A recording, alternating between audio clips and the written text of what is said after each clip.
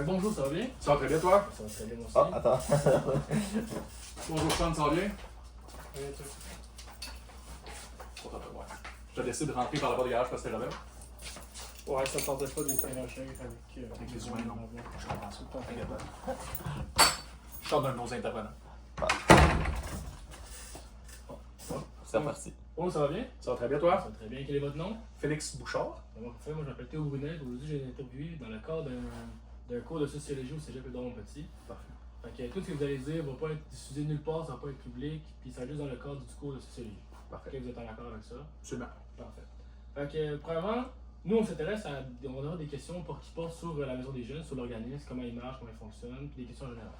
Fait que, la première question que je peux vous poser, c'est quelles sont les activités organisées par la Maison des Jeunes au cours d'une année? Ben écoutez, spécialement pour la Maison des Jeunes de Boucherville, on est vraiment axé sur le ludique. Donc, on a des activités à tous les mois qui vont changer, qui vont revenir à chaque année, mais on a des activités qui vont changer puis qui vont être plus sur l'immédiat, puis selon la folie des jeunes puis des animateurs. Mais je te dirais que dans notre corpus qui revient à chaque année, on a ce qu'on appelle nos camps dos à dos. Ouais. Donc, ça, nous, on est en charge, on est mandaté par la ville de Boucherville pour offrir des camps de jour puis des camps pour les adolescents de la ville de Boucherville, donc du 12 à 17 ans, c'est notre mandat. Et donc, pendant les 8 semaines, pendant l'été, de fin mai jusqu'à fin juillet, on va offrir des camps de jour où on va partir en camping toute une semaine du lundi au vendredi. On va aller aux quatre coins du Québec, en Mauricie, à Québec, en Estrie, à Gatineau. Puis on va aller visiter un peu le Québec, qu'est-ce qu'il y a à offrir. Puis on va aller faire plein de niaiseries dans le bois, puis on va aller se perdre, puis on va aller se faire mal. Puis c'est un peu ça l'objectif de la Maison des Jeunes. Puis on a aussi des camps aventures où on va rester plus proche de la Maison des Jeunes, où les jeunes vont venir plus de 9h le matin jusqu'à 4h le soir. Ils vont s'amener un lunch, puis comme n'importe quel camp de jour standard, ben, on va aller se perdre dans le bois à ces îles de Boucherville, Ok. où on va aller faire de la Nebraska, où on va aller visiter une mine. Ok, ouais, quand même. Puis c'est vraiment, vraiment cool. Puis ça, c'est plus ce qui est récurrent à chaque été. Ouais. On a des camps, on part en camping avec les jeunes en hiver, en été, en automne, dans des chalets où on va manger de la soupe jusqu'à 4h du matin et jouer au loup-garou. Ah, ok. C'est vraiment, vraiment cool. Sinon, au niveau mettons, le day-to-day, ben, les jeunes, quand ils rentrent dans la Maison des Jeunes, ils ont accès à une salle de vie où ils peuvent gamer, ils peuvent jouer au billard, ils peuvent jouer au baby-foot. Nous, on a nouvellement une table de mini-hockey Ouais. qu'ils peuvent utiliser, ils peuvent faire leurs devoirs ici, c'est vraiment comme un safe space. Fait que peu importe ce qu'ils ont envie de faire, ils peuvent jouer sur le terrain, ils peuvent vraiment tout faire. Ok, c'est vraiment intéressant. Je savais même pas que le dos à dos ça existait. J'avais entendu parler de ça. Moi, j'avais fait des pendragons, back then, Ah ouais. mais- C'est aussi un classique. C'est Pendragon, c'est vraiment une des activités fortes de la Maison des Jeunes. Gros grandeur nature, plus vieux grandeur nature au Québec, d'ailleurs. Ouais. Ah ouais? Ouais. Ok. Quels sont les services offerts par la Maison des Jeunes? Est-ce qu'il y a des services, exemple, d'accompagnement pour les jeunes en différentes sphères de leur vie? Ça peut être du soutien familial, du soutien à l'école. Est-ce que vous faites de l'accompagnement ou c'est vraiment juste plus pour du divertissement du jeune, pour les occuper dans leur vie, mais c'est vraiment un objectif? Ben, on essaie d'offrir un service complet. Ce qui est important à souligner, c'est que la clientèle de la Maison des Jeunes, c'est une clientèle qui est à risque. Ouais. On a des jeunes qui sont, de par leur situation, plus à risque que d'autres. On a des jeunes qui viennent de familles plus aisées, on a des jeunes qui viennent d'un milieu plus défavorisé, mais tout jeune a le droit de se présenter à la Maison des Jeunes, puis on offre un service de soutien alimentaire grâce à notre partenariat avec Moisson Rive-Sud. On reçoit, qui est une banque alimentaire qui est quand même substantielle, qu'on reçoit toutes les semaines. Donc on a un service alimentaire offert aux jeunes, on a un service d'aide aux devoirs, on a un soutien psychologique, on a un soutien physique s'ils veulent commencer à s'entraîner, on a des animateurs qui s'entraînent, qui sont super en shape. Pas mon cas à moi, mais certains sont plus. Fait qu'on essaie vraiment d'offrir un service complet à notre, j'aime pas le mot clientèle, mais à la jeunesse. Aux usagers de la Aux usagers de la MDG, exactement. Donc, oui, autant au niveau aide financière que aide aux devoirs, que aide alimentaire. Ok, Ça, ok, c'est quelque chose ok, qu'on a. c'est bon, mais c'est très bien à savoir.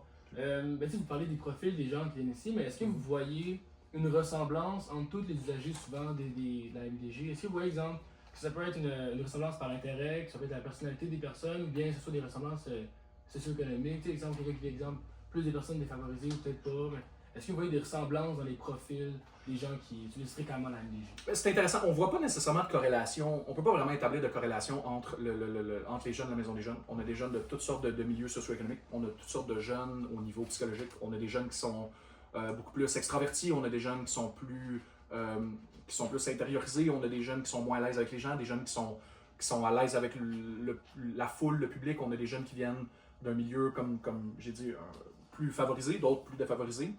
Je te dirais que et comme c'est sur une base volontaire, la Maison des jeunes, il n'y a personne qui est forcé à être ici. C'est un privilège puis un droit que les jeunes ont d'être à la Maison des jeunes, puis ils s'en rendent compte, puis ils en prennent soin. C'est une des premières choses qu'ils apprennent à la Maison des jeunes, c'est qu'il faut en prendre soin.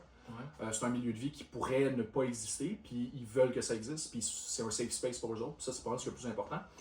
Mais je te dirais au niveau d'un point commun, je pense que ce qui est le plus important pour la Maison des jeunes, puis pour être un jeune qui fonctionne bien à la Maison des jeunes, faut être un jeune qui est prêt à se salir les mains, puis qui est prêt à être flyé avec nous autres. Si on a un jeune qui vient et qu'il a envie de rester dans son coin et d'être sur son set, puis grand bien à lui, puis il a absolument le droit, puis on n'y aura jamais de honte à ça, puis il ne sera jamais ostracisé pour ça. Mais en général, nos jeunes qui reviennent, puis qui sont nos jeunes qu'on connaît par cœur de nom, puis qu'on s'attend à voir à tous les jours, on a plusieurs exemples.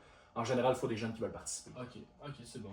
Puis est-ce que vous voyez un profil parmi les employés plus? Est-ce que, souvent, exemple, c'est les gens qui fréquentent la Maison des jeunes ou des maisons des jeunes ailleurs dans d'autres villes qui se retrouvent là-bas? Est-ce que vous êtes tous, exemple, des passionnés de scrapbooking, un profil nécessairement ou des ressemblances parmi les employés de la MDJ?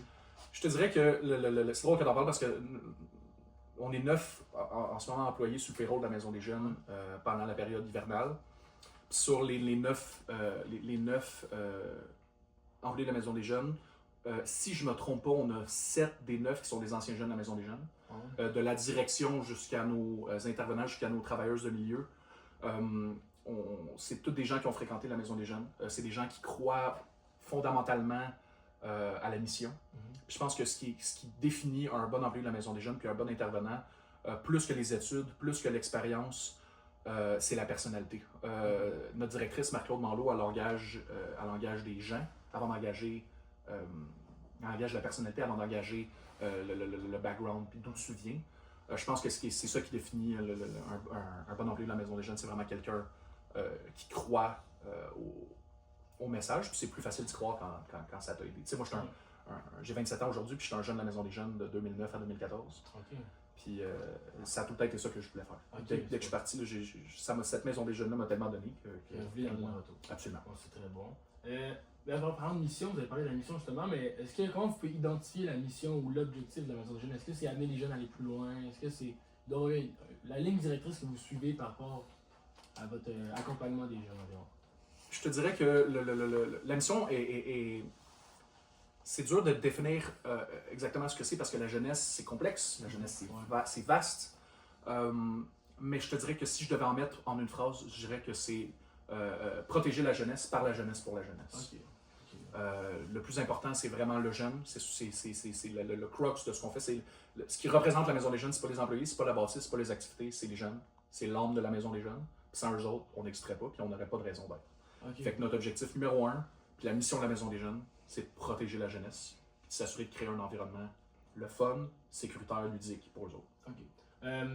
Faut dire, à vous avez votre assemblée générale, puis vous allez parler des moyens de financement que vous avez. Puis c'est quoi ces moyens de financement? Est-ce que c'est des subventions de la ville? Est-ce que c'est des subventions privées? Est-ce que c'est des subventions que vous faites des collectes de fonds des fois? Comment vous faites pour financer toutes les activités que vous pouvez offrir aux jeunes? La majorité de nos activités, c'est une bonne question. La majorité de nos activités sont offertes gratuitement ou à très faible coût aux jeunes, plus un coût symbolique, là, $1 pour aller à la ronde, mettons, là, par exemple, qui est une des activités qu'on fait quelques fois par année. Je te dirais que le gros du financement vient de la ville de Boucherville, vient de financement gouvernemental, sans rentrer dans les détails de non-subventions X. Mais je te dirais que le gros de nos subventions viennent de la ville de Boucherville, du gouvernement. Et comme on est pas une entreprise, mais on est un organisme à but non lucratif indépendant. Donc on n'appartient pas à la ville, on n'appartient pas au gouvernement. Et c'est le cas pour les maisons des jeunes du Québec. Je pensais que c'était avec la ville, moi. Non, absolument pas. Donc, on est indépendant, puis on est un regroupement de toutes les maisons des jeunes du Québec qui s'appelle le RMJQ, pardon. Et donc, le gros de notre financement vient cependant, notre subvention vient du gouvernement et de la ville. Sinon, des particuliers, on fait des activités d'autofinancement avec les jeunes. Les jeunes qui viennent ici, en général, soit ont des activités à faible coût, soit ils vont venir par du financement en autofin qu'on appelle. Parfait. OK. qu'est-ce que c'est quoi les valeurs que vous projetez, que vous voulez que les jeunes aillent ou qu'adoptent ou qui après projettent dans leur vie future, que vous voulez genre amener chez les jeunes? Par exemple, un jeune qui est ici, c'est quoi les valeurs que vous voulez plus lui inculquer ici? Ça peut être l'amitié, ça peut être le partage, ça peut être vraiment une valeur que vous pensez qui est fondamentale à la maison des jeunes, que vous partagez à eux, puis c'est votre but. Je pense que le plus important, puis ça c'est quelque chose qui nous a vraiment, qui est assez unique à la Maison des jeunes de Boucherville, c'est qu'on est beaucoup sur l'autosuffisance. On veut que les jeunes deviennent leurs propres humains. On ne veut pas que nos jeunes deviennent dépendants de quoi que ce soit dans la vie. On veut que les jeunes s'épanouissent, on veut que les jeunes grandissent puis comprennent le monde dans lequel ils grandissent. Donc évidemment, le numéro un, c'est le respect. Ça a toujours été ça, autant de la part des animateurs vers les jeunes que des jeunes vers les animateurs. On ne se descend pas au niveau des jeunes, on les monte à notre niveau. Ça, je pense que c'est quelque chose que les jeunes adorent. Oui. Tu sais, une des règles, par exemple, une des règles les plus connues de la Maison des jeunes, puis c'était comme ça quand moi j'étais jeune, c'est qu'il n'y a personne qui sac dans la Maison des jeunes. Si tu sacres, tu fais 10 push-ups. Ça, c'est pas une question, c'est pas un ordre que je te donne, c'est juste un fait de la vie. C'est la même chose pour de la direction jusqu'aux nouveaux jeunes. Puis pour l'avoir vécu, surtout ma première semaine quand je commençais à travailler ici, tu te le fais dire real fast. C'est sûr. Fait que c'est sûr que l'autosuffisance, le développement de soi, puis le respect, je te dirais que c'est surtout ça. Là. Ok, parfait. Puis,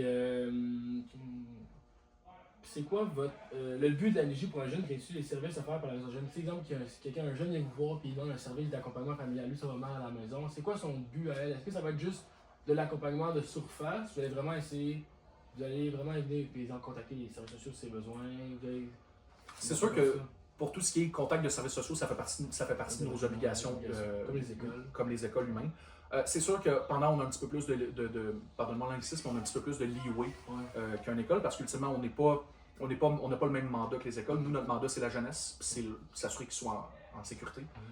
C'est ce qu'on offre à la Maison des jeunes.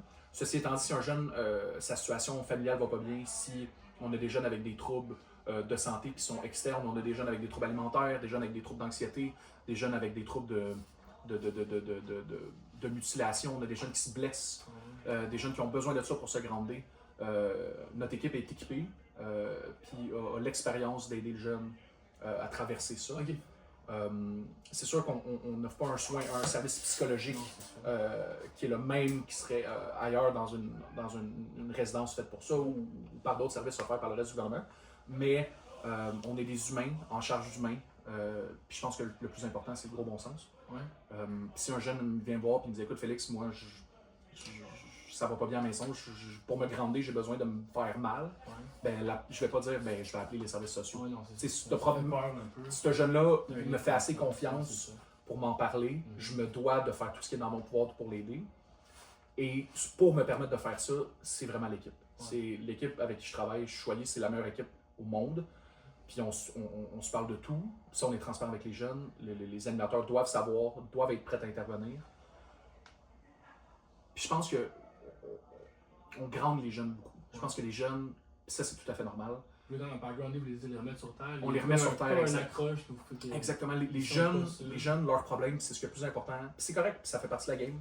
Puis quand tu es jeune, puis tu as des problèmes, c'est tout ce que tu vois.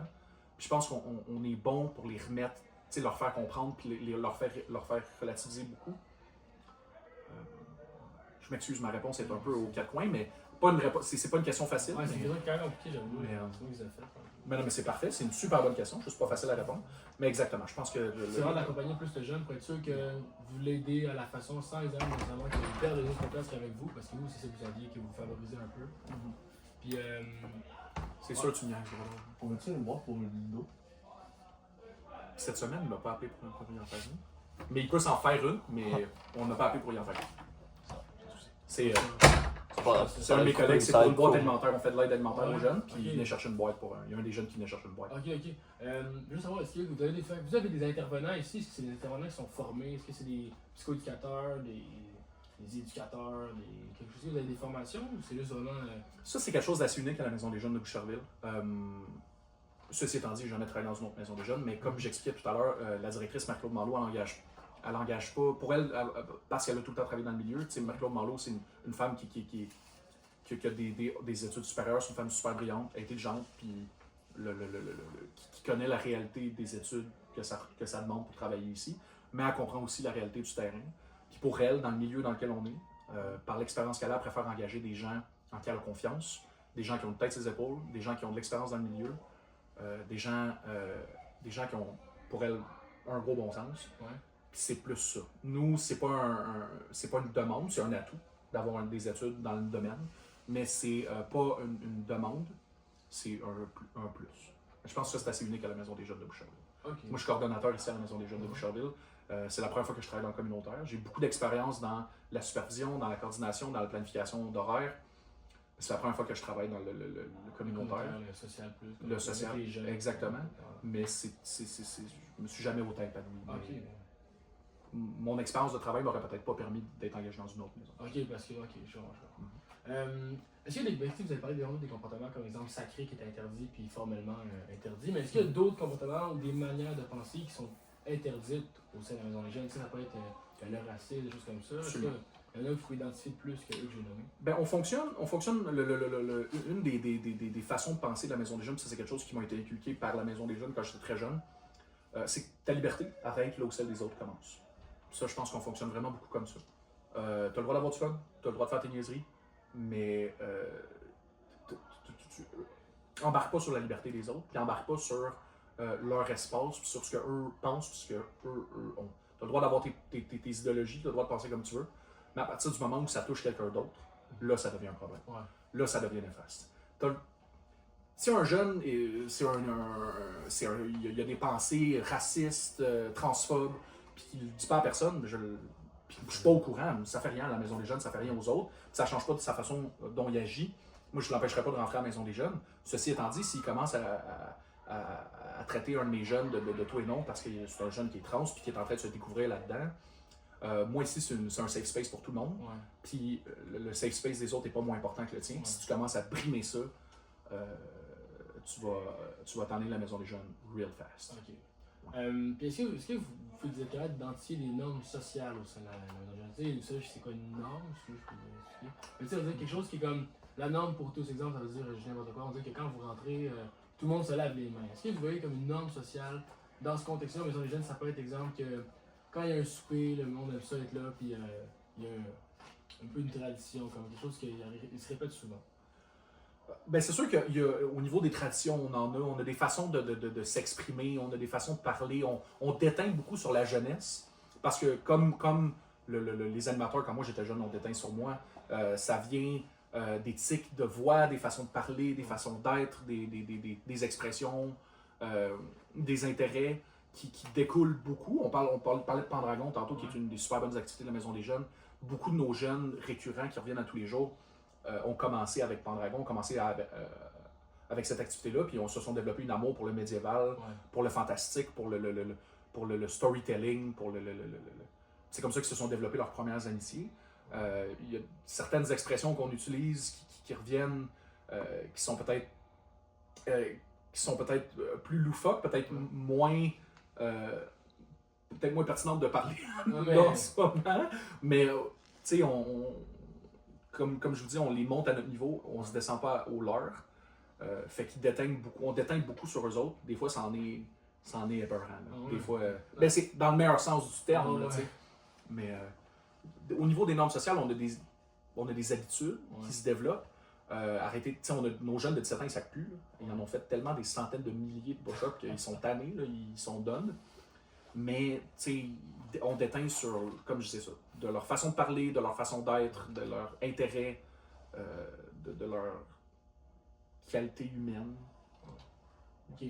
Mais parlant justement des expressions, du langage que vous utilisez, est-ce que vous avez un langage, des expressions que vous utilisez, vous, à la MDJ, que c'est juste à la MDJ que vous utilisez, qui sont quand même un peu propres à ça? Ça peut être aussi ça peut être des termes aux gens présents, au lieu, n'importe quoi. Par exemple, le bunker, cette pièce s'appelle le bunker, puis c'est tout le temps le bunker ou une expression. Je comprends. Ben, on a des expressions sur nos activités qui reviennent. Nos activités, on a souvent des acronymes. PDG pour Pendragon, on a le Supécom pour le souper communautaire. On a la salle de musique pour une salle où il n'y a pas eu un instrument dans les 10 dernières années, mais c'est la salle de musique pareil. On a le pantry pour le garde-manger. Mais c'est des expressions qui reviennent au niveau de notre day-to-day, nos expressions populaires. Il y en a. On a sur notre merch Maison des Jeunes, pour les jeunes, on a 3B sur le côté, parce que c'est une vieille expression que notre directrice utilisait quand elle était plus jeune, qui s'appelait les beaux bébés bronzés. C'est comme ça qu'elle appelait tout le monde. Moi, de 12 à 17 ans, j'étais un beau bébé bronzé. Ça a commencé au camp de pêche en 2006. Puis ça n'a pas arrêté depuis ce temps-là, puis c'est venu sur notre merch. Tu vois? Fait que moi, j'avais 9 ans en 2000. J'étais pas encore à la Maison des Jeunes. Enfin, vous en avez des expressions comme les beaux bébés bronzés. Ouais. Ça, c'en est une expression qui est propre à la MDJ. Exactement. Par exemple, si vous dites ça à quelqu'un en dehors de la MDJ, il va être perdu complètement. Complètement. Si vous dites Sauf ça si c'est un ancien jeune. Je pourrais dire ça à n'importe quel jeune de la Maison des Jeunes, puis le beau bébé bronzé, il va comprendre. Ok, C'est un idiocisme de notre Maison des Jeunes. Puis, comment vous décririez le comportement et l'ambiance entre les personnes qui travaillent et ceux qui fréquentent la MDJ? Vous avez dit pas mal, pas obligé de donner plus de cartons, on a quand même bien abordé le sujet, mais vous dites qu'il y a du respect, d'autres choses, mais est-ce que vous voyez d'autres points à amener sur la relation? Au niveau de l'équipe, ça? Ben, entre les gens qui travaillent et ceux qui la fréquentent. Vous, puis les usagers de la MDJ, les jeunes, tout ce qu'il y a. Ben, c'est ça. C'est beaucoup sur le respect, c'est beaucoup sur la communication. Puis ça, c'est le plus important, surtout au niveau de l'équipe. Tout le monde s'apprécie, tout le monde a envie d'être là, tout le monde aime travailler ici. Il n'y a personne qui s'allie. Puis ça, c'est le cheval de bataille de notre directrice. Si on a une équipe qui est soudée, qui a envie de travailler ensemble, qui a envie de faire des projets ensemble, ben, les activités qui vont en sortir, qui vont en être, vont être super le fun parce que si tu travailles à quelque part, puis ça c'est quelque chose que vous allez connaître vous deux éventuellement, vous allez travailler à quelque part, puis quand tu rentres à travailler, tu as envie de tirer une balle parce que les gens avec qui tu travailles sont terribles, ben c'est pas quelque chose que nous on veut ici, là. C'est quelque chose qu'on peut pas se permettre parce que on peut pas amener nos problèmes à la maison on peut pas amener nos problèmes personnels à la maison des gens. C'est face aux problèmes des gens. C'est ça, exactement. Fait qu'on peut pas se permettre d'en avoir au sein de l'équipe. C'est le point le plus important dans l'équipe. Ok, ben, c'est parfait. Puis je viens que dans une ambiance que vous mettez en valeur dans votre jeune, c'est le respect, puis les autres, le respect de vous-même, puis le respect de la place. Le fun, puis le respect, puis Vraiment l'ambiance qui est amicale, qui est respectueuse, c'est ça. c'est complètement sur le respect, mais dans toutes ses facettes. C'est le respect de soi aussi. Ok, fait que toutes les formes de respect humain. Ben, c'est comme ça qu'on devient un bon humain. C'est en respectant les autres, puis en se respectant soi en premier. Parce que mettez vraiment en place, en priorité, ces valeurs-là inculquées à n'importe qui. Puis au sein de la Maison Jeune, c'est vraiment ça comme le noyau, le cœur un peu, si on veut. Définitivement, c'est le message principal. Bon, c'est parfait. Est-ce que l'organisme en tant que tel essaie de tenter de lutter contre une sorte d'inégalité sociale? Ça peut être, exemple, juste l'acceptation des autres, la transphobie, le racisme, ces choses. Est-ce que vous luttez contre ces inégalités? Définitivement. Donc nous, à partir du moment où tu mets les pieds sur le terrain de la Maison des Jeunes, c'est une zone sécuritaire pour toi et pour les autres. Ça fait, tu sais, la transphobie, puis le mouvement trans, puis le mouvement LGBTQ qui a ressorti beaucoup depuis les 5 à 10 dernières années. Tu sais, pour nous, la Maison des Jeunes, c'est une réalité depuis le début des années 2000. Tu sais, ça fait 25 ans qu'on se bat pour le droit à exister et à être reconnu de ces gens-là.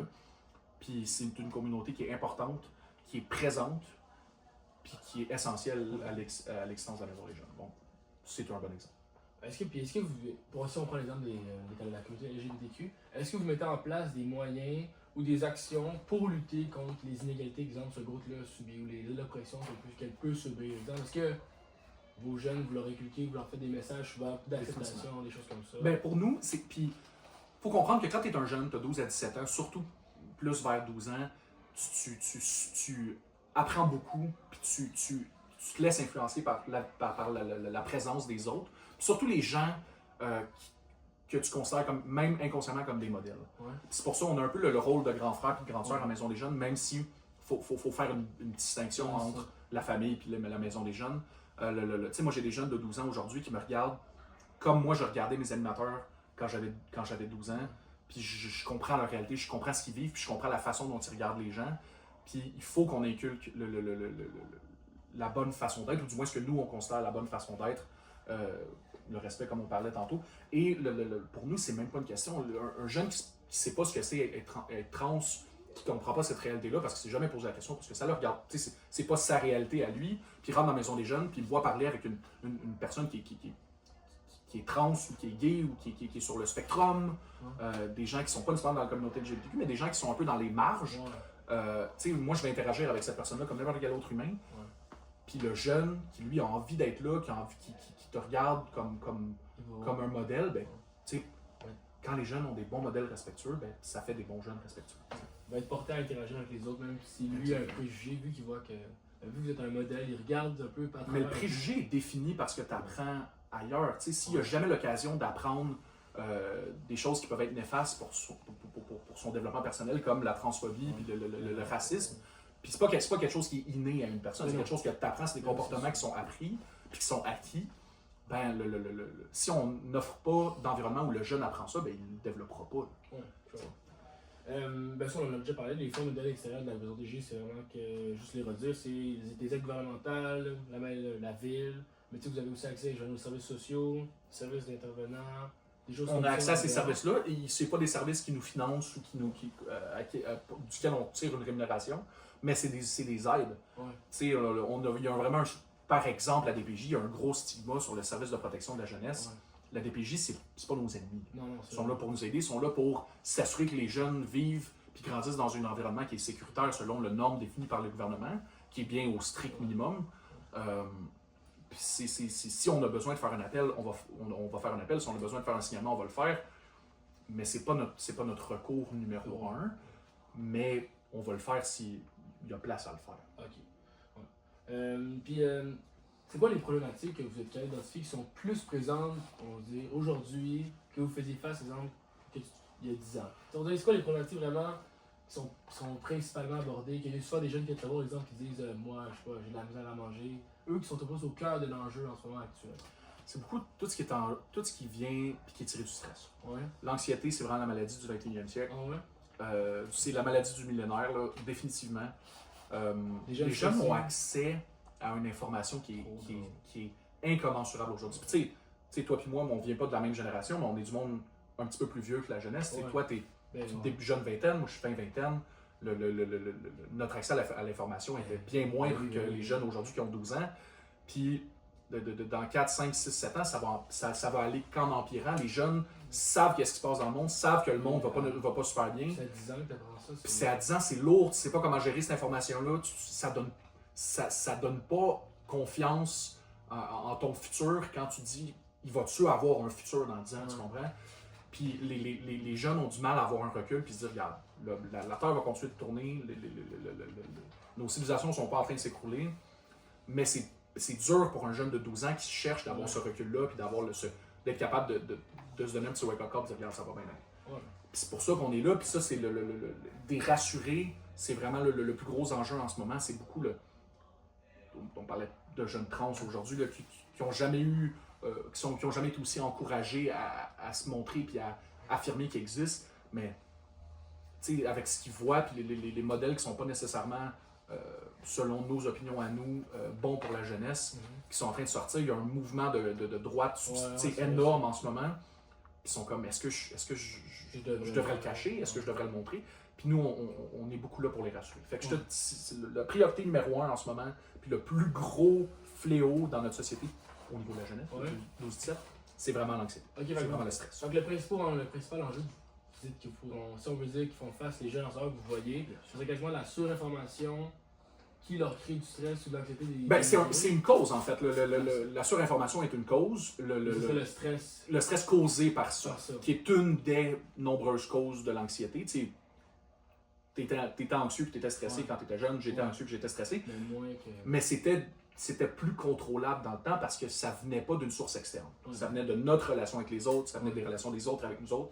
Tu penses Là, que pour une guerre mondiale demain. Puis... Ben, c'était peut-être moins fréquent. Là. Tu y pensais peut-être beaucoup moins. Moi, je me souviens quand j'étais jeune, le plus gros stress, c'est que le monde allait finir en 2012 parce que les Mayas avaient dit que la planète allait exploser. Moi, je me souviens quand j'étais jeune, c'était ça le gros stress.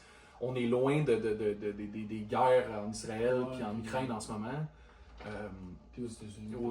La situation socio-économique et géographique du monde est excuse-moi le terme, mais whack là, en ce moment. Ouais, c'est spécial. Fait que pour vous, le principal enjeu, c'est vraiment le stress qui est beaucoup lié, qui est genre vraiment le stress qui est vraiment, on dirait que tu trouves qu'il est plus présent chez toutes les Définitivement. jeunes. Les gens n'ont jamais été aussi stressés. Ah ouais? Jamais. Ok, bon. Ben c'était tout pour moi. Ça me fait super plaisir d'être arrivé aujourd'hui. Ben écoute, ça a été un plaisir. Merci beaucoup. Merci beaucoup. Merci beaucoup d'avoir répondu aux questions. Ça fait plaisir.